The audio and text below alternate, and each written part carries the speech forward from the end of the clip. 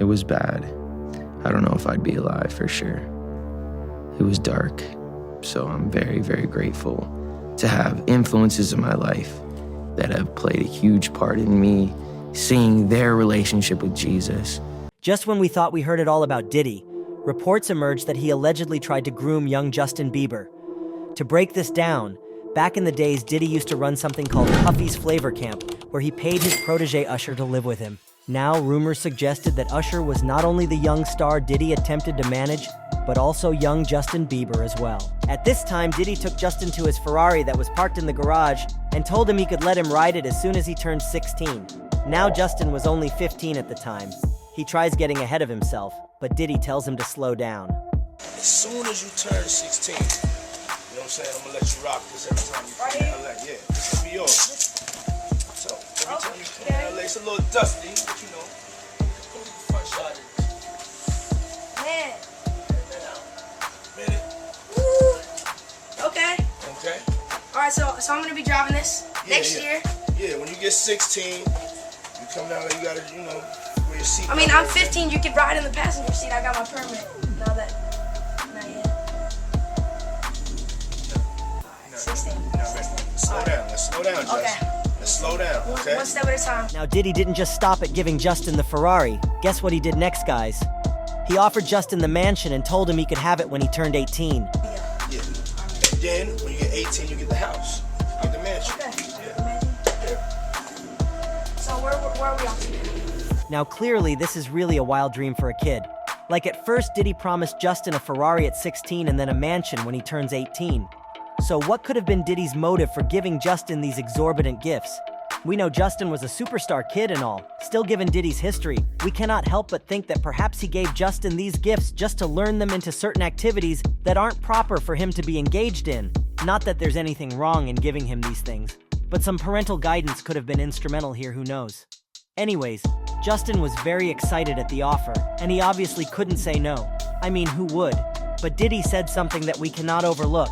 Now back to the clip that you saw earlier. You know, where we hanging out and what we doing, we can't really disclose. In addition to that, a lot of different people talk more about Justin Bieber's lifestyle at the time, and more of how he got into drugs. Keep watching what they said. Just bringing up Justin, like, I remember it went from like me interviewing him, having him freestyle on my show, and within 6 months, it was like 6-7 months from him being like still like innocent to Maul had a birthday party in Vegas at his crib, and I go with Mike Posner, and at the time Mike's on tour with Justin, and yeah, we go inside, there's naked serving drinks and all kinds of ill wild shit you would expect to be happening at Molly Mall's house.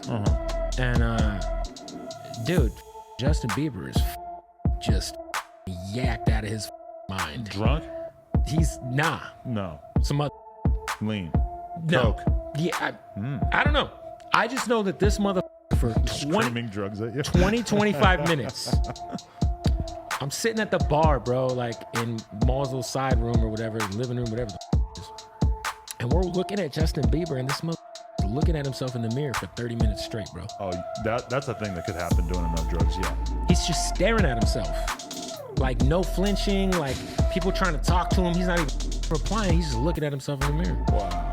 Vegas was dope, man. Did it occur to you or any of the other grown-ups in the room at any point they're like, Oh, man, for me, for sure. it's a child. He's not even 18 at the time. Yeah. Even Ryan Garcia, who just beat Devin Haney in a boxing match, was close to Justin Bieber and said he was not okay. All the Bieber stands, come at me, I dare you. Because I know Bieber. But I'm going to tell you what I have a problem with. One, why did Bieber all of a sudden stop talking about Jesus? Remember he talked about Jesus nonstop? Remember that? Me and Bieber were cool. When I was going through my depression, Bieber called me, right? And we did a FaceTime, and he prayed for me. He was like, "What's up, brother?" And he was really high. I'm not mad at him. Anyways, he prays for me. He was supposed to walk me out, right? I think so. That's a good way to put it. Yeah. I think that I was just, living in this shame, living in all this sort of stuff of my past, and I wasn't able to move on. The partying was out of control, and Justin Bieber caught some kind of disease that paralyzed parts of his face. Justin here. I wanted to update you guys on what's been going on. Obviously, as you can probably see from my face, I have this syndrome called Ramsay-Hunt syndrome, and it is from this virus that attacks the nerve in my ear, my facial nerves, and has caused my face to have paralysis. As you can see, this eye is not blinking. A lot should also be said, like why Justin hasn't come out against Diddy in any single way. When he had a relationship with him since he was 15 years old, like what had they been through that didn't allow Justin to come out and say anything about the situation? We really don't know every truth because everything is alleged, but it would seem that after meeting Diddy and he took his fame to the next level, things got crazy, including a lot of drinking and drugs, because a lot of these things were used in Diddy's parties. But again, we don't know whether it's true or not, but it's really sad that Justin went through this dark path. But hopefully he's gonna be all right.